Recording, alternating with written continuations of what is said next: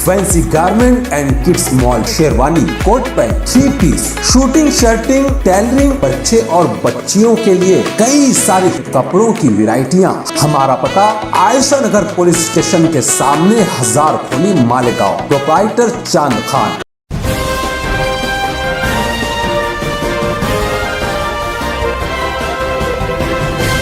मानव समाचार, मानवता के हक में। रहीम अल्हम्दुलिल्लाह रब्बिल आलमीन वस्सलातु वस्सलामु अला सय्यिदिल मुरसलीन व अलैहि व अला आलिहि व सहबिहि अजमईन, अम्मा बाद।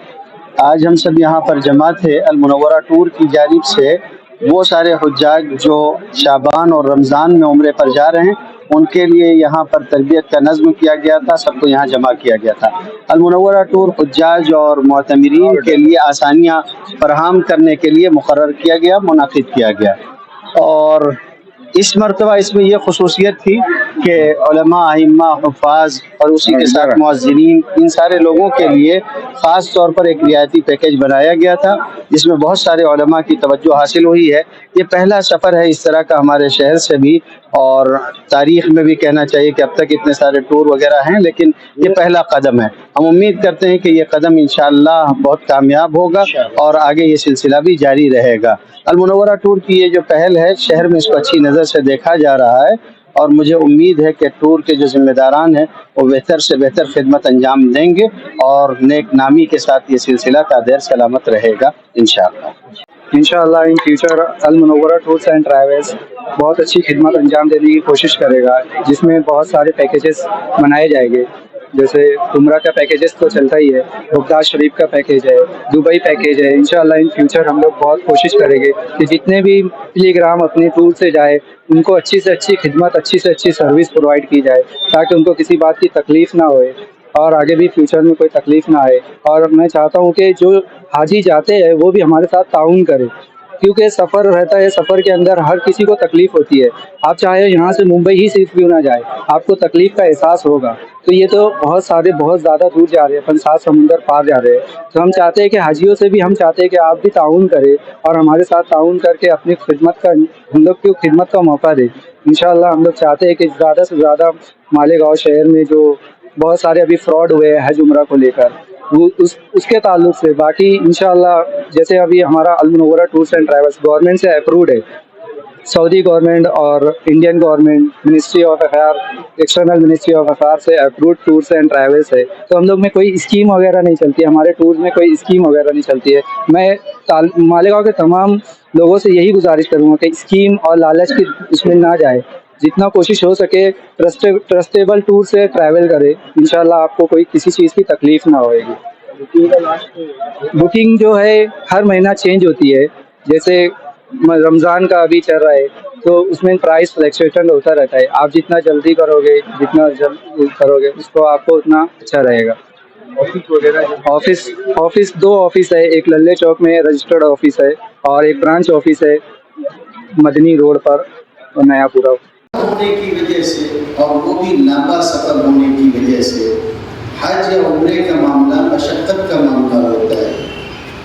दूसरा मुल्क होता है, दूसरा शहर होता है, आब हवा मुवाफ़िक हो ना हो, आदमी की तबीयत साथ दे ना दे, ये सारी चीज़ें होती हैं। इसलिए ज़हनी तौर पर तैयार रहना चाहिए कि मैं मशक्क़त बर्दाश्त करने का आदी बनूँ।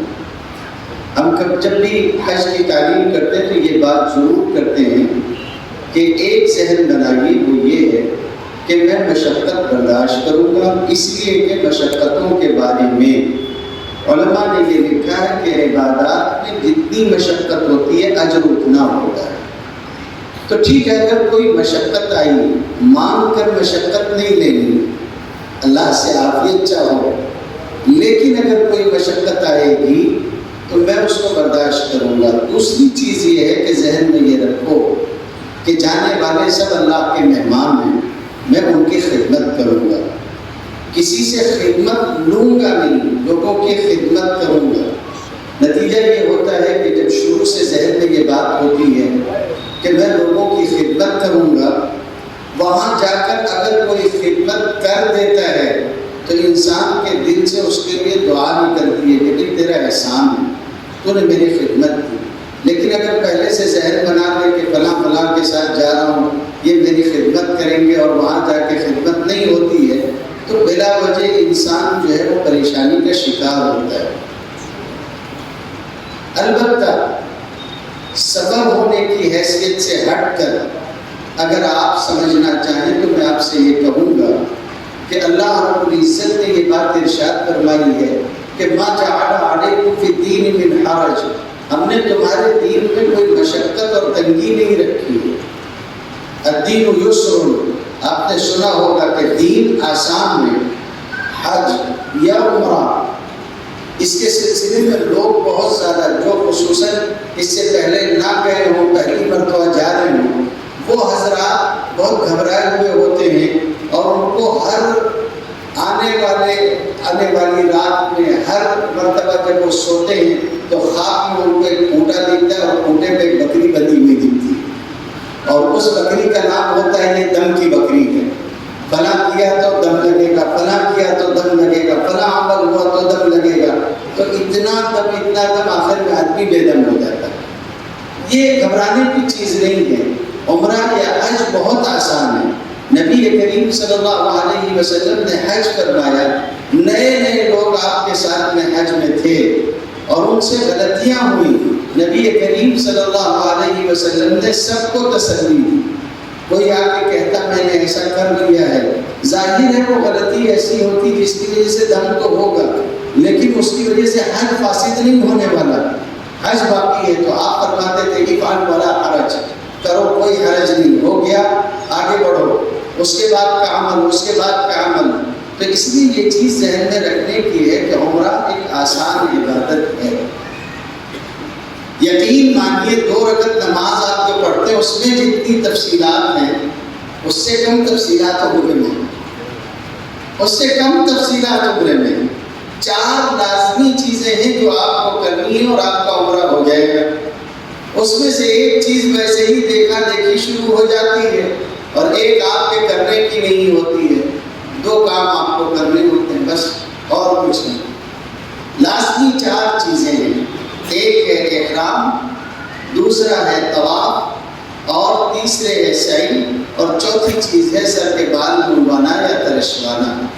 سر کے بال منڈنے یا تراشنے کا کام اگر آپ چاہیں تو وہ بار بار کر دے گا، ناری حجام جو بھی ہوگا وہ کر دے گا۔ اور احرام جو ہے وہ باندھا جاتا ہے، عورتوں کے لیے احرام کے کپڑے کی کوئی خاص بات نہیں، وہ اپنے عام کپڑوں میں ہوں گی، وہی ان کا احرام ہو جاتا ہے۔ اور مرد حضرات کے لیے 2 بے سلی ہوئی چادریں ان کا احرام قرار پاتی ہیں۔ احرام کی کچھ پابندیاں ہوتی ہیں، لیکن یہ اتنی بڑی پابندیاں نہیں ہوتی ہیں کہ آپ ان کا خیال نہ رکھ سکیں، اور خصوصاً عمرے میں اس کا ٹائم پیریڈ یا ڈیوریشن جو ہوتا ہے یا اس کا جو وقفہ ہوتا ہے وہ اتنا تھوڑا ہوتا ہے کہ اس میں کوئی خاص دقت نہیں پیش آتی۔ آپ یہاں سے نکلیں گے احرام ہوگا۔ احرام کس کو کہتے ہیں یہ بات سمجھنے کی ہے۔ بعض لوگ سمجھتے ہیں کہ وہ جو 2 ایسی چادر تھی اس کو جیسے ہی آپ نے پہن لیا تو احرام ہو گیا، نہیں، احرام اس کو نہیں کہتے۔ یہاں تک کہ اگر آپ نے بے سلی ہوئی چادریں نہیں بھی پہنی ہیں تب بھی اگر آپ احرام کی نیت کر کے تلبیہ پڑھیں گے تو احرام شروع ہو جائے۔ یہ ایک الگ بات ہے کہ آپ احرام کے لباس میں نہیں ہوں گے۔ احرام کا لباس بھی ضروری ہے، تو وہ احرام کا لباس ہے، لیکن احرام شروع ہوتا ہے عمرے یا حج کی نیت کر کے تلبیہ پڑھ لینے سے۔ یہ بات ذہن میں رکھیں۔ اور اسی سلسلے میں یہ عرض کروں، پچھلی مرتبہ المنورہ ٹور کی جب تعلیم میں ہم لوگ شریک تھے، میں کچھ بعد میں جانے والا تھا، ہمارے کچھ ساتھی پہلے جانے والے تھے۔ وہاں بھی مجھے اچھی طریقے سے یاد ہے کہ میں نے خوب سمجھا بجھا کے کہا تھا کہ آپ گھر کے کپڑے پہن کے ایئرپورٹ تک جاؤ گے، پھر یہ کرو گے کہ ایئرپورٹ پر جو ہے وہ احرام پہنو گے۔ وایا فلائٹ تھا ان لوگوں کا جو جا رہے تھے، تو آپ لوگ پھر آگے جا کے جو ہے وہ احرام پہنو گے، تو یہ خیال رکھنا کہ اپنا سامان جو رکھو گے اس میں ہینڈ بیگ میں اپنا احرام رکھنا۔ سب سمجھا بجھا دیے جانے کے بعد حاجی ملنے ملانے میں اتنا مشغول ہوتا ہے کہ نتیجہ یہ ہوا کہ صبح فجر کی نماز کے وقت اٹھا میں تو میں نے دیکھا کہ بہت سارے میسیجز ایک کے بعد ایک چلے آ رہے کہ کیا ہو گیا. فون کر کے معلوم کیا تو مسلمان صاحب کہتے ہیں کہ ایک حاجی اپنا احرام بھول کے آ گیا, کیا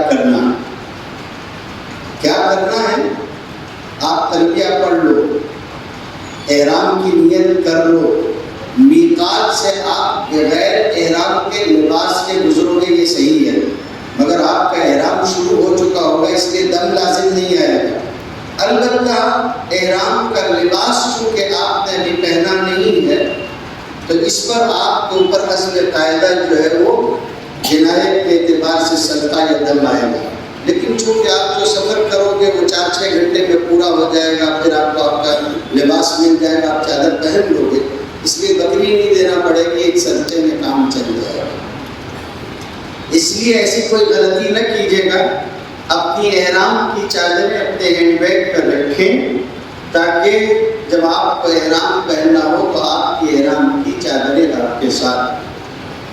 تلبیہ یاد کر لینا چاہیے, یہ حج یا عمرے کا ترانہ ہے, یہ ساتھ ہونا چاہیے. تلبیہ یاد کرنا. جب آپ احرام پہننا چاہیں گے تو مردوں کو چاہیے کہ پاکی کے ساتھ احرام پہنیں. البتہ عورتوں کے ساتھ یہ چیز شرط نہیں ہے, ان کا یہ معاملہ نہیں ہے. اگر وہ شرعی عذر سے ہوں تب بھی وہ اپنے احرام کو شروع کریں گی, اس لیے کہ میقات سے بغیر احرام کے گزرا نہیں جا سکتا.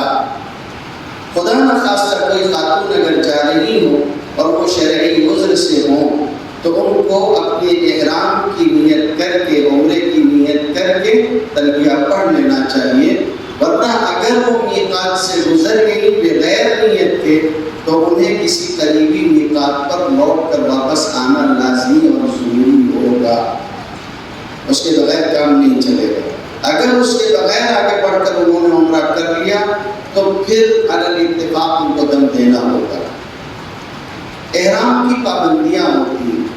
قبل اس کے لیے میں اس کو بیان کروں, اس کا مصنون طریقہ یہ ہوتا ہے کہ پاکی کے ساتھ احرام باندھا جائے.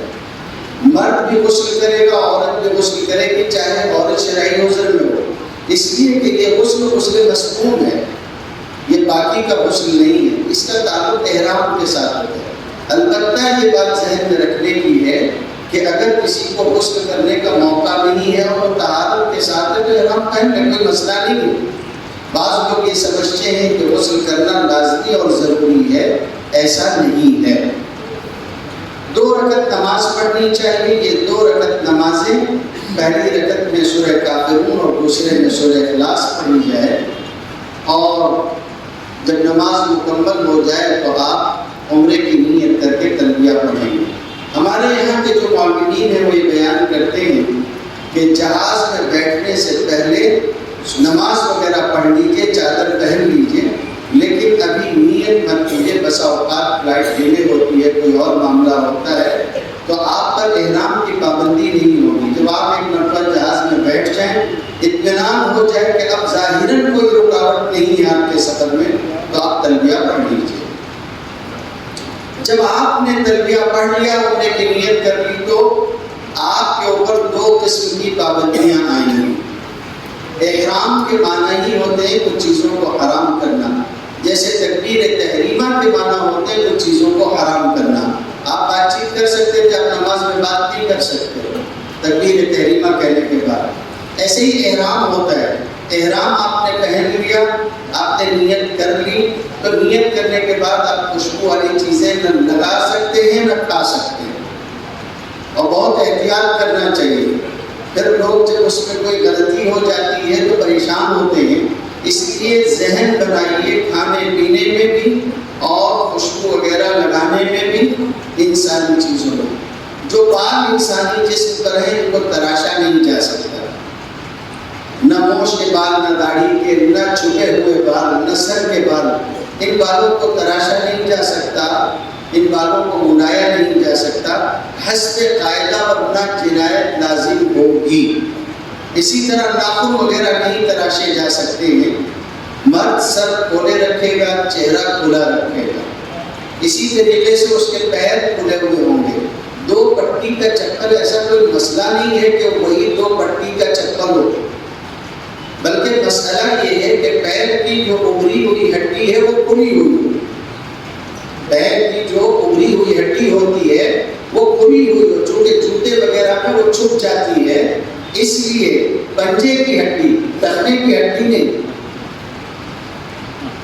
پنجے کی ہڈی ٹخنے کی ہڈی نہیں، اس لیے ٹخنے کی ہڈی کو چھوڑ کر جو پنجے کی ابری ہوئی ہڈی ہوتی ہے اس میں کھولنے کا مسئلہ ہوتا ہے. اس لیے یہ کہا جاتا ہے کہ 2 پٹی کا چپل پہننا. وہ ایسا نہیں کہ 2 پٹی کے چپل کے بغیر احرام نہیں ہوتا، نہیں، وہ کھولنے کے لیے یہ حکم ہے. پیر کا وہ حصہ کھلا رہے. البتہ عورتوں کے اوپر ایسی کوئی پابندی نہیں ہے. باقی آپ چشمہ نہیں استعمال کرتے ہیں مگر لگانا چاہتے ہیں، دھوپ کا چشمہ لگانا چاہتے ہیں، استعمال کر سکتے ہیں، چھتری کا سایہ کر سکتے ہیں، گھڑی پہن سکتے ہیں، اس طرح کی باتیں. بعض لوگ حضرت عائشہ رضی اللہ تعالیٰ عنہ کی حدیث کو سامنے رکھ کر خوشبو احرام سے پہلے لگانے کو خیال کرتے ہیں، لیکن یہ یاد رکھنا چاہیے کہ خوشبو اگر آپ احرام کے شروع کرنے سے پہلے لگانا چاہتے ہیں تو 2 چیزوں کا خیال کریں.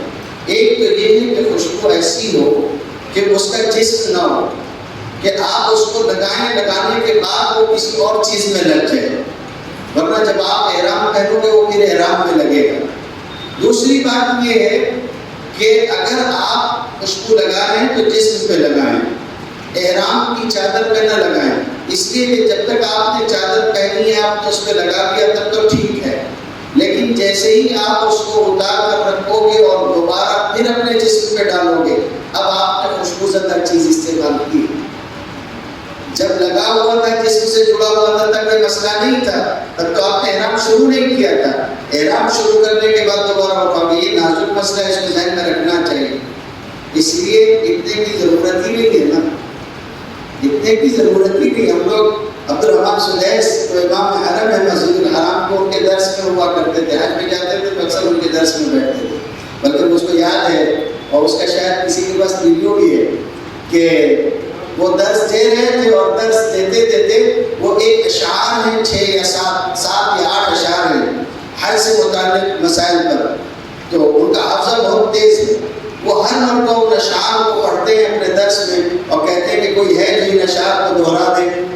تو لوگ چونکہ وہ ایک بہت پرانے شاعر کا شعر ہے اس کو دہرا نہیں پاتے. ایک مرتبہ میں ان کی مجلس میں رہا، پھر دوبارہ تیسری مرتبہ خلق النظام کو وہ درس دے رہے تھے، بیٹھا ہوا تھا، تو انہوں نے کہا کوئی ہے جو دہرائے گا، تو میں نے ہاتھ اٹھایا کہ اچھا میں دہراتا ہوں. تو وہیں سے بیٹھے بیٹھے انہوں نے کہا کہ نہیں آپ اس سے پہلے سن چکے ہیں، آپ اس سے پہلے سن چکے ہیں. تو خیر درس دیتے دیتے انہوں نے کہا کہ احرام میں نکاح کا مسئلہ. اب احرام میں نکاح کا مسئلہ جو ہے ہمارے یہاں ہے کہ کر سکتا ہے، حضور صلی اللہ علیہ وسلم نے مومن حضرت میمونہ سے کیا تھا، ان کے یہاں یہ ہے کہ نہیں کر سکتا ہے. تو انہوں نے دلائل بیان کیے، اس کے بعد ایک جملہ جو کہا تھا وہ میں آپ سے کہنا چاہتا ہوں. انہوں نے دلائل بیان کرنے کے بعد کہا کہ بابا حج شروع ہوتا ہے 8 ذی الحجہ کو اور 10 کو احرام ختم ہو جاتا ہے. آپ اگر سارا کام کر لیں، قربانی وغیرہ کر لی آپ نے، تو آپ کا احرام ختم ہو جائے گا. کیا ضرورت ہے کہ یہی 3 دن میں تو نکاح کرے گا؟ ضروری ہے کہ یہی 3 دن میں نکاح کریں گے؟ آپ احرام کو چھوڑ دو، بعد میں کر لینا. تو اس لیے ضروری نہیں ہے کہ آپ دن بھر یا 24 گھنٹے کے لیے خوشبو استعمال کریں. وہاں پراگندہ حال ہونا ہی مناسب ہے. اس کے اپنے ساتھ عطر وغیرہ اگر رکھے بھی ہوں تو اس کو اپنے سامان میں اس طرح سے رکھیں کہ اس میں ہاتھ نہ لگے یا وہ ٹوٹ جائے تو اس کی وجہ سے آپ کوئی چیز نکالنے جائیں اور وہ آپ کو نہ لگے. احتیاط کرنا چاہیے، کھانے پینے میں بھی احتیاط کریں. احرام کی پابندیوں میں سے پابندی میں یہ بھی ہے کہ میاں بیوی کے تعلقات یا اس طرح کی گفتگو نہیں کی جائے گی جب تک کہ احرام اتر نہیں جاتا تب تک. اور بھی ساری پابندیاں ہیں. اب تو ماشاءاللہ یہ چھوڑ آپ کے ساتھ 10-20 علماء ہوں جو لوگ اس والے حصے میں جا رہے ہیں. تو گھبرائیے مت، صبح سے شام تک بھی آپ 4 فتوے ملتے رہیں گے، کوئی مسئلہ نہیں ہے. آپ لوگوں کو زیادہ سوچنے کی ضرورت نہیں، جتنا کرنے کا کام ہے اتنا غور کرنا ہے. آپ نے احرام پہن لیا، 2 بڑے دائرے ہیں، 2 دائرے، ایک بڑا دائرہ ایک چھوٹا دائرہ. بڑا دائرہ میقات کا دائرہ کہلاتا ہے جو بیت اللہ شریف کے ارد گرد ہے، چھوٹا دائرہ حرم کا دائرہ کہلاتا ہے، لوگ اس میں جبل ہوتے ہیں۔ جب آپ وہاں موجود ہیں اور کوئی عمرہ کرنا چاہتے ہیں تو آپ کو حدود حرم سے باہر جانا ہوگا، پھر وہاں سے آپ احرام کی نیت کر کے تلبیہ وغیرہ پڑھ کے عمرے کی نیت کر کے احرام کر کے واپس آ جائیں گے، یہ عمرہ ہو جائے گا۔ مسجد عائشہ چلے جائیں تنعیم میں، یا یہ ہے کہ شمیسیہ حدیبیہ کے مقام پر وہاں چلے جائیں، جعرانہ چلے جائیں، اور ان میں سب سے افضل مسجد عائشہ، نبی کریم صلی اللہ علیہ وسلم نے حضرت عائشہ رضی اللہ تعالیٰ عنہ کو تنعیم بھیجا تھا ان کے بھائی حضرت عبد الرحمن کے ساتھ۔ وہ جو لوگ بیان کرتے چلو بڑا عمرہ لانا ہے جعرانہ سے، بڑا چھوٹا، زیادہ مناسب و بہتر ہے کہ اگر عمرہ کرنا ہو تو مسجد عائشہ چلے جائیں۔ تنعیم سے حضور صلی اللہ علیہ وسلم نے حضرت عائشہ کو ہی بھیجا تھا، اگر جعرانہ کی ایسی کوئی فضیلت ہوتی تو آپ ان کو جعرانہ بھیجتے، کوئی مسئلہ نہیں۔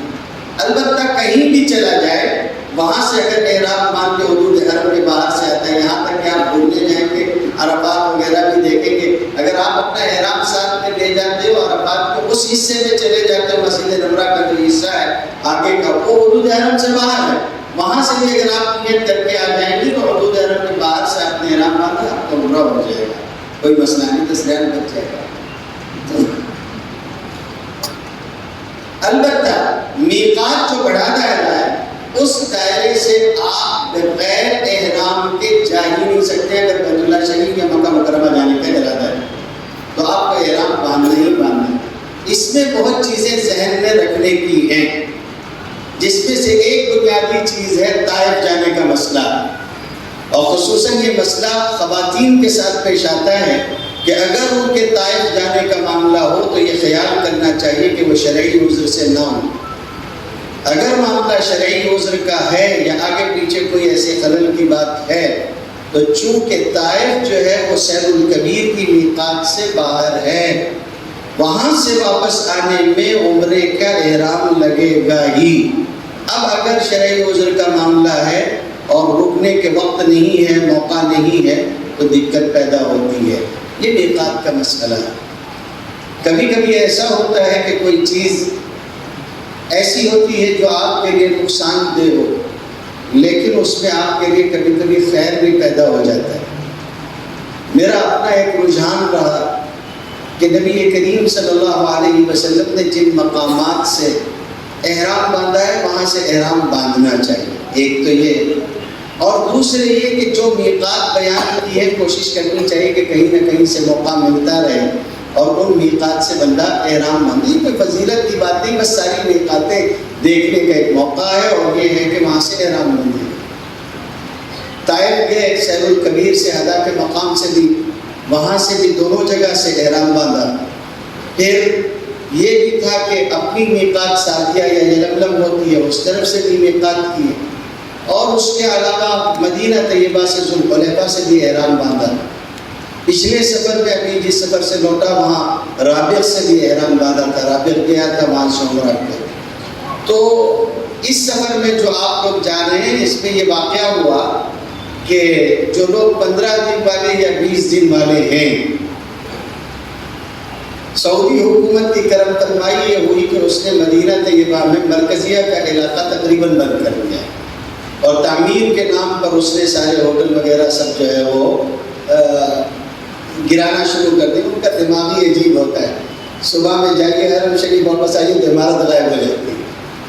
ان لوگوں نے یہ کرنا شروع کیا کہ مرکزیہ کے علاقے میں یہ کر دیا ہے۔ اب مدینہ طیبہ میں جو 15 یا 20 دن والے ہیں ان کے قیام کا بڑا مسئلہ ہو رہا ہے۔ آپ لوگ بھی جائیں گے انشاءاللہ مدینہ طیبہ، گھبراؤ نہیں۔ بعض لوگ سکتے میں آ گئے کہ پھر کیا ہوگا، نہیں آپ جائیں گے، لیکن اس پر تو آپ کے لیے یہ آسانی ہوگی، جو چیز ہم لوگ چاہتے تھے اللہ کے فضل و کرم سے اس سفر میں بغیر مانگے نہیں، اور وہ اس طرح سے ہے کہ جو لوگ یہاں سے مکہ مکرمہ جائیں گے، جانے والے سبھی مکہ مکرمہ پہلے جائیں گے 15 دن اور 20 دن والے، وہ مکہ مکرمہ ٹھہریں گے، عمرے کریں گے، اس کے بعد مدینہ طیبہ جائیں گے، اور مدینہ طیبہ میں 5 روز کا قیام کرنے کے بعد پھر مکہ مکرمہ آئیں گے ذوالحلیفہ سے احرام باندھ کے، اور پھر ذوالحلیفہ سے عمرہ کریں گے، اور کچھ دن عمرہ کرنے کے بعد پھر قریب ہی میں یعنی مکے سے جدہ جو کم فاصلہ ہے، بجائے مدینہ طیبہ سے جدہ آنے کے، ان کی واپسی مکہ مکرمہ سے ہو گئی. خیر یہ بات تو درمیان میں آئی تو میں نے آپ سے عرض کیا. میقات، پھر حرم میقات، یہ آپ نے سمجھ لیا. اتنی باتیں کہنے کی تھی، وہ بعد میں پھر سوال ہوگا تو اس سے بہتر ہے کہ میں پہلے ہی کہہ دوں. اب دو چیزیں ہیں، آپ کا احرام بن گیا ہے تو آپ کو پابندیوں میں رہنا ہے، تلبیہ پڑھتے رہنا ہے. تلبیہ پڑھتے پڑھتے آپ مکہ مکرمہ پہنچیں گے. تلبیہ احرام کی شروعات سے شروع ہوگا اور جب تک آپ بیت اللہ شریف کے سامنے پہنچ نہیں جاتے تب تک جاری رہے گا. مرد بلند آواز سے پڑھیں گے، عورتیں دھیرے سے پڑھیں گی، اور ایک مرتبہ تلبیہ شروع کرنے کے بعد 3 مرتبہ پڑھنا مسنون ہے. 3 مرتبہ اس کو کم از کم دہرانا چاہیے. البتہ لے بنا کے بہت زور زور سے اس طرح سے پڑھنا کہ اس کی وجہ سے دوسروں کو تشویش ہو، یہ مناسب نہیں ہے. مکہ مکرمہ پہنچنے کے بعد کچھ تفصیلات تو سفر کے بھی دیگر احباب بیان کر دیں گے. مکہ مکرمہ پہنچنے کے بعد حاجی کو بہت شوق ہوتا ہے، خصوصاً جو لوگ نئے ہوتے ہیں وہ اس چکر میں ہوتے ہیں کہ بس جیسے ہی چھٹکارا ملے فوراً مسجد الحرام پہنچ کے عمرہ کیا جائے. آپ اپنے اوپر کوئی بوجھ لے کے نہیں جا رہے، اس لیے اطمینان کے ساتھ عمرہ کرنا، کوئی جلد بازی کرنے کی کوئی ضرورت نہیں ہے. بعض لوگ وہاں جاتے ہیں، جانے کے بعد قیام کا کے آ کے بہت خوشی خوشی بتاتے ہیں 1 گھنٹے میں 5 طواف کر لیے. ظاہر سی بات ہے کیسے کیا ہوگا وہ سمجھ میں آ رہا ہے. غلط ہے. لوگوں کو تکلیف دے کر، پریشانی میں ڈال کر، کوہنیاں مار کے، ادھر سے کٹ کے ادھر سے کٹ کے بھاگ کے، یہ طریقہ درست نہیں. اس طرح سے عمرہ نہیں کرنا چاہیے، طواف نہیں کرنا چاہیے. سکون اور وقار کے ساتھ طواف کرنا چاہیے. حضرت عمر رضی اللہ تعالیٰ عنہ حجر اسود کے پاس تشریف لائے تو حضور صلی اللہ علیہ وسلم نے فرمایا کہ عمر تم طاقتور ہو، رحیم شہید ہو، دیکھو لوگوں کو تکلیف نہیں دینا. وہ جو لوگ بولتے ہیں جاتے ہیں اور جا کے بوسہ لے کے آتے ہیں، بولتے ہیں بوسہ لے کے آئے، اتنا مجمع تھا، ایسا ہوا ویسا ہوا، ڈھکیلا مارا، لوگ میرے کو بھی دبائے، میں بھی کیا مگر لے ہی لیا.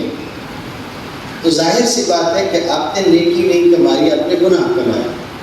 اس لیے کہ حجر اسود کا استلام حجر اسود کا بوسہ ہی ہے، حجر اسود کا بوسہ ہی ہے. آپ اگر لوگوں کو تکلیف نہیں دیتے ہیں اور دور سے استلام کر کے گزر جاتے ہیں تو ٹھیک. اور یہ باریک نکتہ بھی یاد رکھیے کہ حجر اسود کا بوسہ علیحدہ سے کوئی عبادت نہیں ہے، علیحدہ سے کوئی عبادت نہیں ہے. اور طواف میں اس کے لیے رکے رہنا اور طواف کا چکر روک کے رکھنا کہ لائن میں لگ کے بوسہ مل جائے پھر آگے بڑھوں، یہ طواف کے خلاف. طواف کا چکر پہ در پہ ہوتا ہے، اس لیے اس کا خیال کرنا چاہیے. مجمع ہے، بھیڑ ہے، دور سے آپ استلام کریں. جب آپ مسجد الحرام میں پہنچ جائیں، بیت اللہ شریف کو دیکھیں تو دعا کر لیں. بعض علماء نے اس بات کو لکھا ہے کہ یہ موقع قبولیت کا ہے، تو جو دعائیں کرنی ہو دعائیں کر لیں، اور دعائیں کرنے کے بعد پھر طواف کی طرف متوجہ ہوں. اس لیے کہ مسجد الحرام جو ہے اس کے اندر تحیۃ المسجد نہیں ہے. مسجد الحرام میں تحیۃ المسجد نہیں ہے. اگر آپ پہنچ رہے ہیں اور آپ کا ارادہ طواف کرنے کا ہے، عمرے کے طواف کا یا حج کے طواف کا، طواف قدوم، تو ایسی صورت میں آپ کو 2 رکعت جو مسجد میں جا کے نماز پڑھتے ہیں پہلے شروعات میں تحیۃ المسجد، یہ نہیں ہے، بلکہ آپ کو جانے کے ساتھ طواف میں مشغول ہونا ہے. یہی اس مسجد کا تحیہ ہے. البتہ اگر آپ طواف نہیں کرنے والے ہیں اور آپ مسجد الحرام پہنچ رہے ہیں، تب ایسے موقع پر اگر آپ تحیۃ المسجد پڑھنا چاہیں تو پڑھ سکتے ہیں. مسجد کا داخلہ کوئی نرالا انوکھا نہیں ہے. یہ بات میں آپ سے عرض کروں کہ جو تعلیم کی جاتی ہے نا، تعلیم میں مجھے اس بات کا بہت احساس رہتا ہے کہ اتنی نزاکتیں ہوتی ہیں کہ بسا اوقات آدمی گھبرا جاتا ہے. حج میں سفر میں کیسے نکلے، عمرے کے سفر میں کیسے نکلے. اب آدمی دعا کر لیتا پھر باری بار گھوم رہا ہے، باری بار گھوم رہا ہے. عجیب اور من میں کیا ہے، بولے وہ کچھ سامان اندر رہ گیا مگر دعا ہو گئی ہے. ہم اس کیا بات کرتے ہو.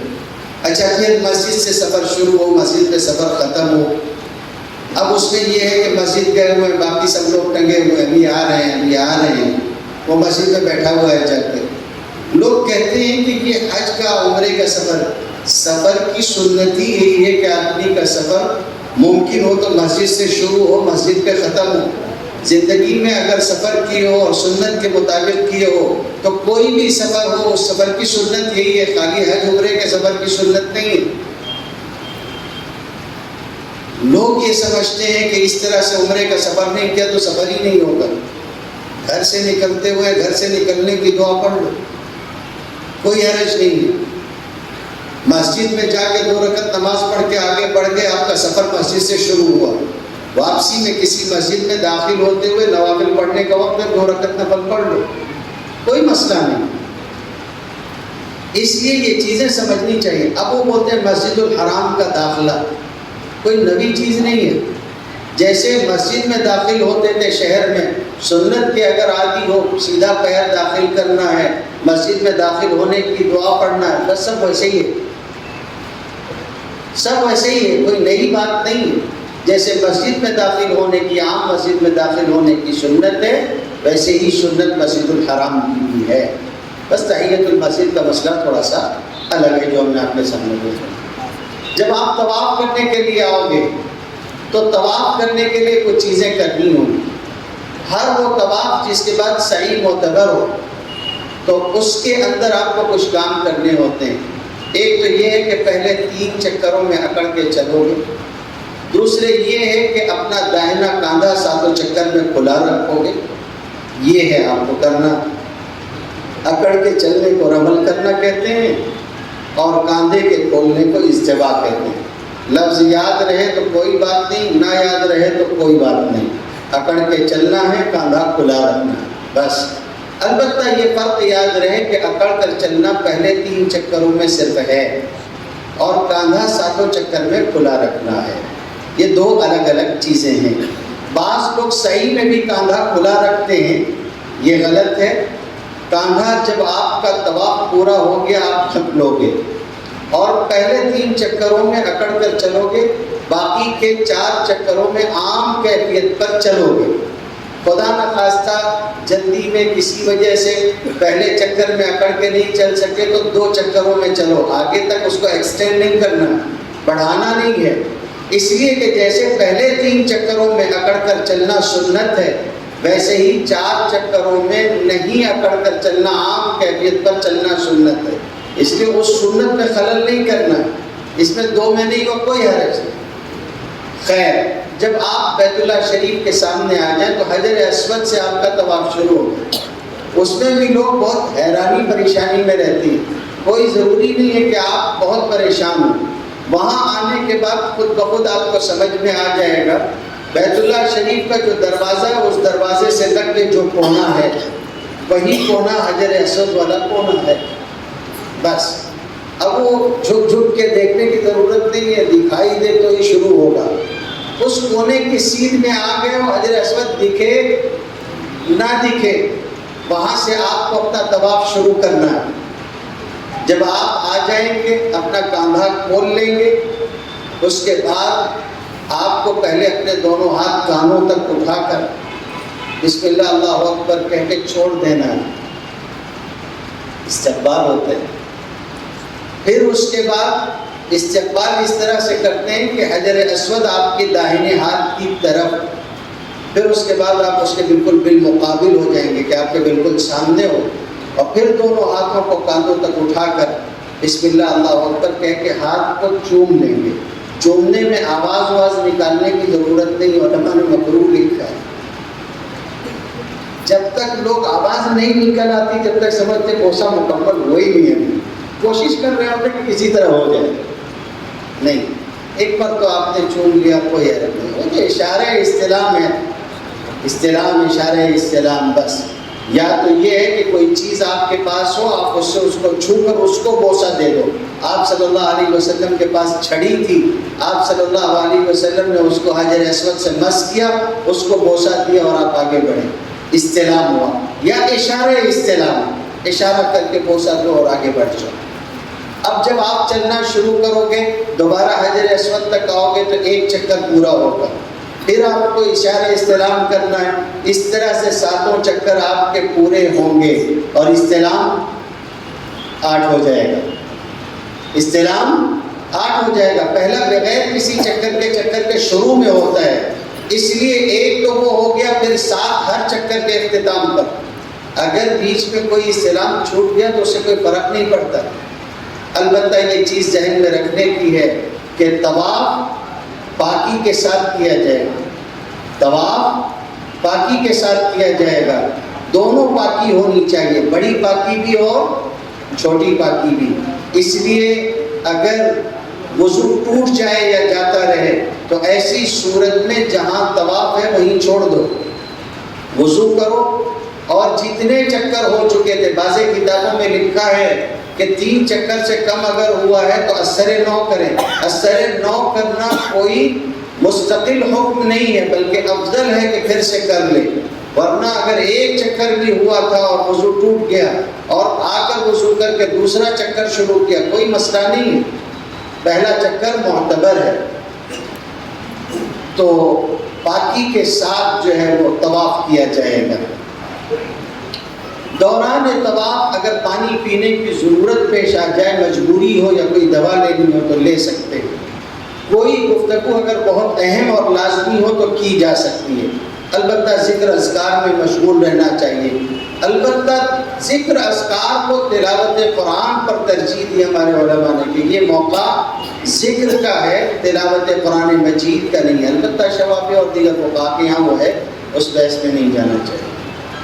جب آپ اپنے 7 چکر مکمل کر لیں گے، 8 استلام ہو جائے گا. اگر نوافل پڑھنے کا موقع ہے تو آپ کو 2 رکعت نفل پڑھنی چاہیے جو واجب الطواف کہلاتا ہے. لیکن اس کے لیے ضروری نہیں ہے کہ آپ وہیں مقام ابراہیم کے پاس لڑ جھگڑ کے لوگوں کی جو ہے وہ ٹھوکریں کھا کے طواف کرنے والے سر میں لات مار رہے ہیں پھر بھی وہیں پڑھوں گا. نہیں، آپ مقام ابراہیم کے پیچھے کہیں بھی موقع مل جائے پڑھ لو. نہیں ہوتا ہے آپ پورے حرم شریف میں کہیں بھی پڑھ لو. پڑھنے کا موقع مل گیا بہت اچھا. اگر ہمہ ہمی میں بھول گئے، نہیں یاد رہا، آپ کی صحیح معتبر ہے، آپ کا طواف معتبر ہے. چاہے آپ نے بال کٹوا لیا ہو، آپ مالیگاؤں واپس آ چکے ہو، پھر آپ کو یاد آئے کہ فلاں طواف کی جو ہے 2 رکعت رہ گئی تھی، یہاں پڑھ لو، کوئی مسئلہ نہیں ہے. اس سے طواف کے معتبر ہونے یا عمرے کے معتبر ہونے کا کوئی تعلق نہیں ہے. البتہ 2 رکعت واجب الطواف پڑھنا یہ چاہیے. 2 رکعت نماز پڑھ لیں. بعض لوگ طواف کرتے ہیں اور مسلسل طواف کرتے ہیں. اگر آپ ایسے وقت میں طواف کر رہے ہو جب مکروہ وقت نہیں ہے تو آپ کو ہر طواف کے بعد واجب الطواف پڑھنی ہے، ورنہ آپ خلاف سنت کرو گے. البتہ اگر ایسا وقت ہے جب نماز نہیں پڑھی جا سکتی، عصر کے بعد آپ کر رہے ہیں طواف، تو کئی طواف ایک ساتھ کر سکتے ہو. ان کی نمازیں مغرب کے بعد آپ پڑھ سکتے ہو، کوئی مسئلہ نہیں. جب طواف ہو گیا تو طواف کے بعد ملتزم کے پاس دعا کرنی ہے، زمزم پینا ہے.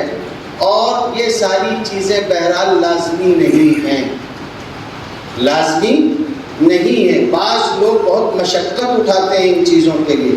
یاد رکھنا چاہیے کہ اللہ نے دین کو سہولت اور آسانی والا بنایا. آپ ملتزم کی سیٹ میں، اچھا ملتزم کہتے بھی کس کو؟ مجھ کو اس کا بھی بڑا مسئلہ رہا کہ لوگ جو ہے اتنے اچھے مقام تک پہنچ جاتے ہیں مگر سمجھ نہیں پاتے کہ جانا کہاں ہے اور کرنا کہاں. جیسے ملتزم ہی کا مسئلہ ہے. ملتزم کس کو کہتے ہیں؟ ملتزم کس کو کہتے ہیں؟ ملتزم کہتے ہیں حجر اسود سے لے کر دروازے کے درمیان کی جو جگہ ہے اس کو، دہلیز کو نہیں کہتے. لوگ جا کے دہلیز پہ چمٹتے ہیں. اصل ملتزم جو ہے وہ دروازے سے لے کے حجر اسود کے بیچ کی جو جگہ ہے وہ ہے. کم لوگ ہوتے ہیں جو چپکے سے وہاں پہنچتے ہیں. سارا مجمع وہاں دہلیز پہ ہوتا ہے. ادھر ایک پولیس والا کھڑا رہتا ہے، بس وہ جہاں وہ کھڑا رہتا ہے اسی کے پاس وہ جگہ ہے. خاموشی سے وہاں کھڑے ہو کے دعا کر لیجئے. موقع مل گیا تو اپنے رخسار اس پر رکھ کر جو ہے آدمی کو چمٹ کے دعا کرنی چاہیے. یہ ہونا تو اس کا ملابرا. حضور صلی اللہ علیہ وسلم نے فرمایا تھا کہ یہ وہ جگہ ہے جہاں آنسو بہائے جاتے ہیں. آپ لوگ چلیے انشاءاللہ، اللہ توفیق دے، مجھے موقع ہو تو میں آپ کو کچھ الگ الگ سی چیزیں دکھاؤں گا جو لوگ وہاں جانتے نہیں. وہاں کچھ چیزیں ہیں، ایسا نہیں کہ انہوں نے سارے آثار مٹا دیے. آثار وہ لوگوں نے ایسے ایسے چھوڑ رکھے ہیں، لیکن چونکہ اس کی نشاندہی نہیں کرتے ہیں تو سمجھ میں نہیں آتا ہے کہ یہ اصلاً کہاں ہے اور کہاں کہاں کیا چیز ہے. ہم لوگ اس کو سمجھ نہیں پاتے. اب یہی مسئلہ لے لیجیے کہ ہمارے یہاں کے حفاظ بھی اور بہت سارے لوگ بھی جاتے ہیں اور ذہن میں یہ خیال ہے کہ صبح کے چبوترے پہ جائیں گے، وہاں قرآن مجید کا دور کر لیں گے، پڑھ لیں گے اور وہاں جا کے عبادت کر لیں گے، اس چبوترے کی برکت حاصل ہوگی.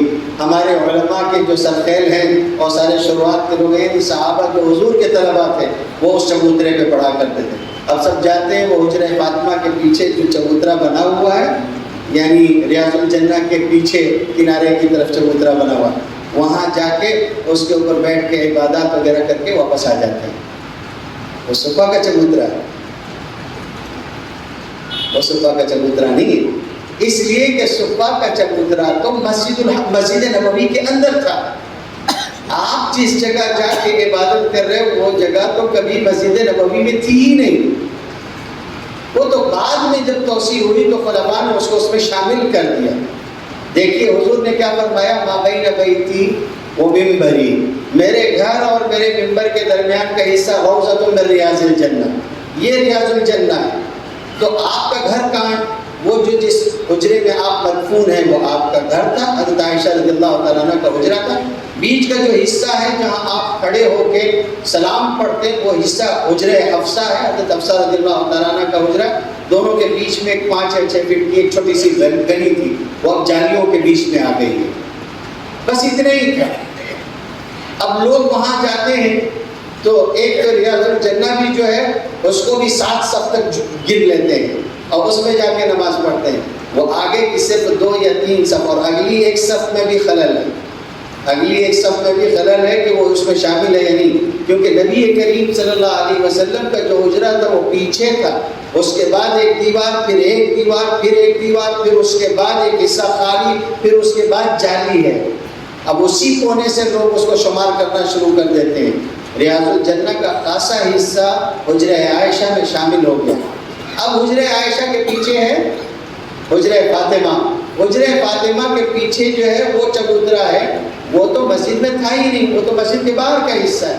وہ نور الدین زنگی نے بنوایا تھا جب لوگوں نے نبی کریم صلی اللہ علیہ وسلم کی نعش کو سرقہ کرنے کی کوشش کی تھی، چرانے کی، تب اس نے وہاں ایک چبوترا بنوا دیا تھا جس پہ چوکیدار بیٹھتے تھے، اس کو دقت الابواب کہتے ہیں. وہ چوکیداروں کے چبوترے پہ جا کے سب پڑھ کے واپس آتے ہیں.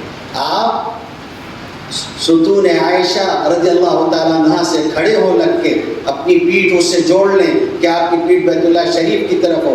وہاں سے آگے کچھ سب چھوڑ کے جب آپ آگے جائیں گے تو وہ جگہ جہاں ہمارے علماء دیوبند بیٹھتے ہیں جا کے وہ حصہ صفا کا چبوترا ہے. اسی لیے وہاں سارے علماء جمع رہتے ہیں، بڑے بڑے علماء جو ہوتے ہیں وہ وہاں جمع ہوتے ہیں. تو چیزیں ہیں جو لوگ بیچارے سمجھ نہیں پاتے ہیں. خیر، تو ملتزم وہ حصہ.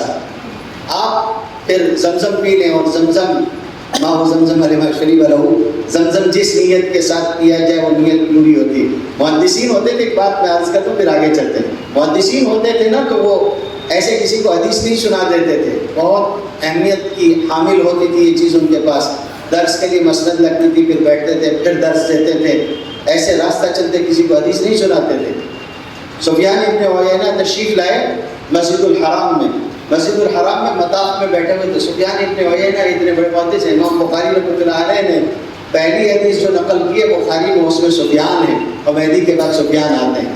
سفیان ابن عیینہ بیٹھے ہوئے تھے اور سفیان ابن عیینہ نے حدیث بیان کی کہ باب زمزم لما شرب له، کہ زمزم جس نیت سے پیا جائے وہ پورا ہو، وہ نیت پوری ہوتی ہے. ایک ساتھ بیٹھے ہوئے تھے، اٹھ کے چلے گئے. تھوڑی دیر بعد واپس آئے اور آ کے کہا کہ ابھی آپ نے حدیث بیان کی تھی کہ ماء زمزم لما شرب له، زمزم جس نیت سے پیا جاتا ہے وہ پوری ہوتی ہے. تو یہ حدیث صحیح ہے؟ تو سفیان ابن عیینہ نے کہا کہ اللہ کے بندے صحیح ہے، صحیح حدیث ہے، اس میں کون سا شک ہے. کہنے لگے جب ابھی آپ نے حدیث بیان کی تھی میں اٹھ کے گیا، میں نے زمزم لیا اور اس نیت سے پیا ہے کہ سفیان سے مطاف میں 100 حدیث سنوں گا. امام سفیان نے کہا بیٹھو بیٹھو. پھر 100 حدیثیں اس کو سنائی حرم میں. اتنا بڑا محدث. تو جو نیت کرو کہ اللہ پوری فرمائے گا. جس نیت سے پیو کہ اللہ تعالیٰ توفیق دیں گے پوری ہوگی. پھر اس کے بعد جب آپ جانے لگو مسحا کی طرف تو آپ کو نواں استلام کرنا ہے. مسلم شریف میں آتا ہے نواں استلام کرنا ہے. پھر ایک مرتبہ بیت اللہ شریف کی طرف متوجہ ہو, دونوں ہاتھ کا اشارہ کرو اور پھر بوسہ دے کے واپس جو ہے وہ مسحا کی طرف آ جاؤ. مسحا میں جانے کے بعد آپ سعی کے 7 چکر لگاؤ گے. سعی طواف کے جیسی نہیں ہے, آسانی بہت ہے سعی کی. اولاً تو اس کے اندر نہ کوئی استلام ہے نہ اشارہ استلام ہے, ایسی کوئی چیز نہیں. صحیح میں نہیں ہے, لوگ صحیح میں بھی کرتے رہتے ہیں جا کے, صحیح میں نہیں ہے. دوسرے صحیح کے اندر وقفہ کرنے کا بھی کوئی مسئلہ نہیں ہے. آپ ایک چکر لگا رہے ہیں, تھک گئے, آدھی چکر میں بیٹھ گئے, بیچ ہی میں بیٹھے ہوئے ہیں, پھر اٹھ کے آگے جا کے آپ نے چکر پورا کیا. آپ بیچ میں کچھ کھا رہے ہیں, ایک چکر کر لیا, ہوٹل پہ چلے گئے, آرام فرما لیا, پھر لوٹ کے چلے آئے, پھر اگلا چکر آپ نے کر لیا, کوئی حرج نہیں.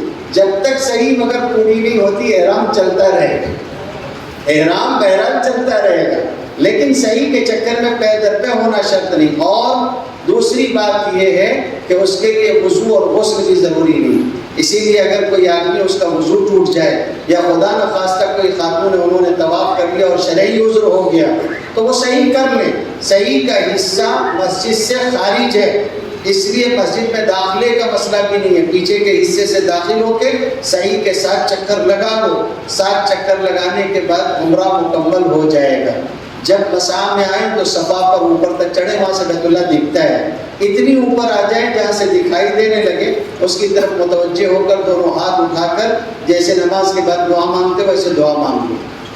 کچھ الفاظ دعا کے مخصوص ملتے ہیں, جیسے رکن یمانی سے لے کے حجر اسود کے درمیان میں ربنا آتنا فی الدنیا حسنہ پڑھنا, اسی طریقے سے سعی کے دوران میں کلمہ پڑھنا.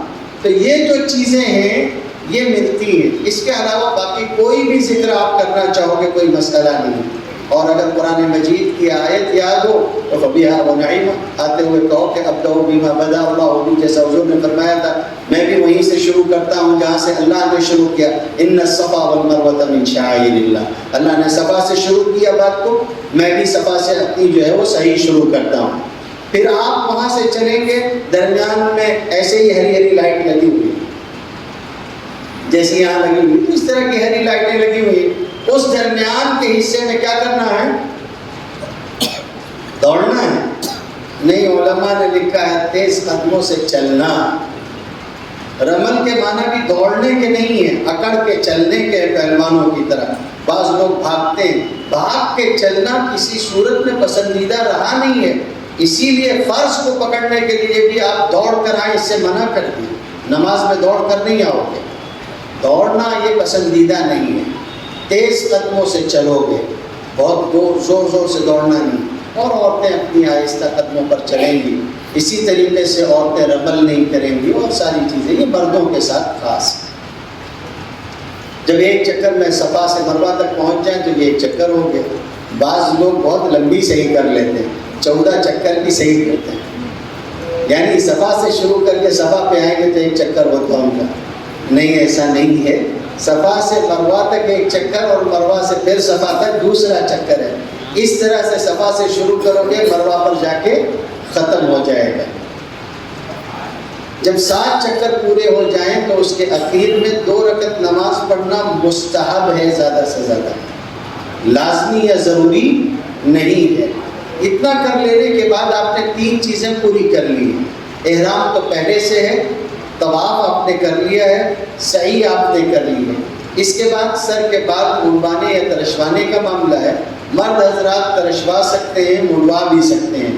عورتیں صرف اپنا سر کا بال ایک کور کے بقدر جو ہے وہ پورے بالوں میں سے لے کر, اگر بال بڑے ہوں تو, ورنہ اس میں پھر علماء اس کے کچھ حصے کرنے کی جو بات بیان کرتے ہیں, وہ جو لوگ پریشان حال ہوں ان کا مسئلہ ہے کہ کوئی عورت اس کے سر میں بال نہ ہو یا بہت کم ہو تو اس کے مسائل الگ ہوتے ہیں.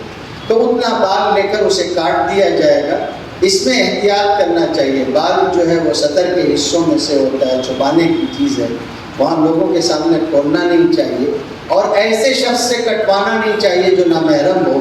اور اسی کے علاوہ اس سے بھی مت کٹواؤ کہ جس کا عمرہ بھی پورا نہیں ہوا ہے، اس کو اس کا عمرہ پورا کر لینے کے بعد اگر وہ پورا کر چکا ہے پھر بال کاٹتا ہے یا کٹواتا ہے تو ٹھیک ہے، اپنے ہاتھوں سے اپنا بال کاٹ سکتے ہو۔ بعض لوگ بولتے ہیں کہ مولانا لوگ نہ اس معاملے میں جنبل ہوتے ہیں، وہ لوگ پہلے تو جب شروع کرتے ہیں تو بولتے ہیں کہ عمرے میں بال کاٹ نہیں سکتے، اور اس کے بعد آخر میں آ کے بولتے ہیں اپنے ہاتھ سے اپنا بال کاٹ سکتے ہیں۔ اصل میں جب تک کہ آپ صحیح مکمل نہیں کر لیتے ہو تب تک آپ بال کاٹ نہیں سکتے ہو۔ صحیح مکمل کرنے کے بعد اب اسی فعل کو انجام دینے کا حکم ہے، تو اب یہ ضروری نہیں کہ آپ کسی اور سے کٹواؤ، اگر اپنا بال آپ خود اپنے ہاتھ سے کاٹ لیتے ہو تو کوئی مسئلہ نہیں ہے، یہاں آ کر آپ کا عمرہ مکمل ہو جائے گا۔ احرام مکمل ہوا، اب ساری پابندیاں جتنی ہیں وہ سب ختم ہو جائیں گی۔ عمرے میں کوئی طواف وداع نہیں ہوتا، یہ بات ذہن میں رکھنے کی ہے۔ آپ بغیر طواف کیے ہوئے اگر واپس نکل کے چلے جائیں تو کوئی حرج نہیں ہے، جتنا عمرہ کرنا چاہو کر سکتے ہو۔ اس میں بعض حضرات نے اختلاف کیا، وہ کہتے ہیں کہ ایک سے زائد عمرہ کرنا پسندیدہ نہیں، لیکن ہمارے یہاں یہ مسئلہ ہے کہ آپ جتنا عمرہ کرنا چاہیں مکہ مکرمہ میں رہ کر حدود حرم سے باہر جا کے اگر آپ احرام باندھتے ہیں تو آ کے عمرہ کر سکتے ہیں۔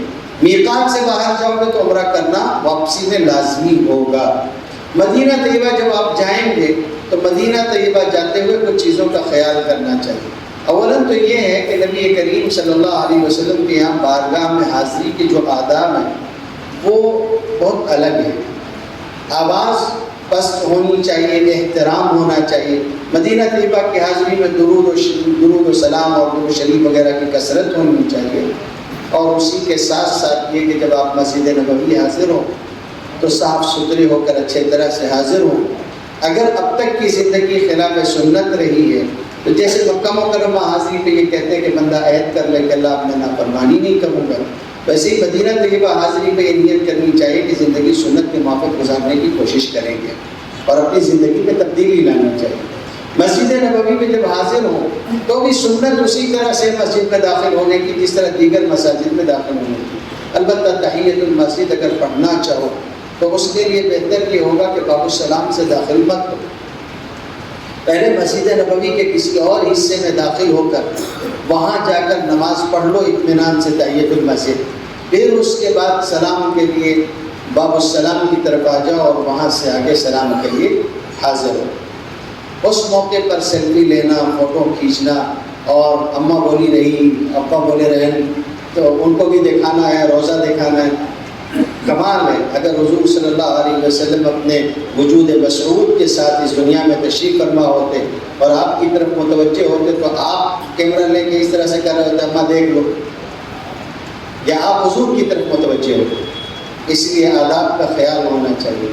یہ بہت افسوس کی بات ہے کہ وہاں یہ جو سلسلہ چل پڑا ہے ہم لوگوں کا کہ عبادات کا ذوق ختم ہوتا جا رہا ہے، بس یہ کہ خود نمائی ہوتی ہے۔ اس سے اللہ تعالیٰ ہم سب کو بچنے کی توفیق عطا فرمائے۔ مسجد نبوی میں رہتے ہوئے زیادہ سے زیادہ یہ کوشش کرنی چاہیے کہ عبادات ہو سکے۔ وہاں چونکہ طواف وغیرہ نہیں ہوتے تو اس لیے آپ یہ کریں کہ قبا حاضر ہو۔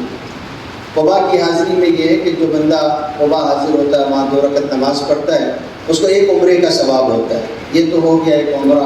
اس کے علاوہ مسجد نبوی میں حاضر رہنا چاہیے، نماز نہیں چھوڑنی چاہیے۔ اور یہ بات ابھی ذہن میں آ گئی تو میں عرض کر دوں آخر میں کہ نماز پوری سیکھ لیجیے، اور طہارت خاص طور سے اس کے جو طریقے ہیں اور ساری چیزیں ہیں، باقی کا طریقہ جو ہے غسل کس طرح سے ہوتا ہے، وضو کس طرح سے ہوتا ہے، یہ سب سیکھ لیجیے۔ اگر آپ کی پاکی معتبر نہیں ہے تو معاف کیجیے عمرہ نہیں ہوتا ہے، اس لیے کہ عمرے میں طواف میں پاکی شرط ہوتی ہے۔ اور اگر آپ وہاں جانے کے بعد یہ کہیں کہ دعائے معصورہ یاد نہیں ہے، دعائے قنوت یاد نہیں، سبحان اللہ پڑھ لو تو کام چل جائے گا، اگر مکے مدینے حاضر ہو کے بھی بندہ پوری نماز نہیں پڑھ پایا تو اس سے زیادہ کون سی محرومی کی بات ہوگی۔ اس لیے نماز سیکھ لیجئے تاکہ آپ وہاں حاضر ہوں تو نماز پوری پڑھ سکیں۔ مسجد نبوی یا مدینہ طیبہ میں شور و شغب نہیں ہونا چاہیے، اور اسی طریقے سے نافرمانی کی چیزیں جیسے آپ مدینہ طیبہ میں مکہ مکرمہ میں رکیں گے ان سے مدینہ طیبہ میں بھی رکیں گے۔ باقی باتیں انشاءاللہ وہاں پہنچنے پہ بھی عرض کی جائیں گی۔ اللہ تعالیٰ نیک اعمال کرنے کی توفیق عطا فرمائے۔ وآخر دعوانا الحمدللہ۔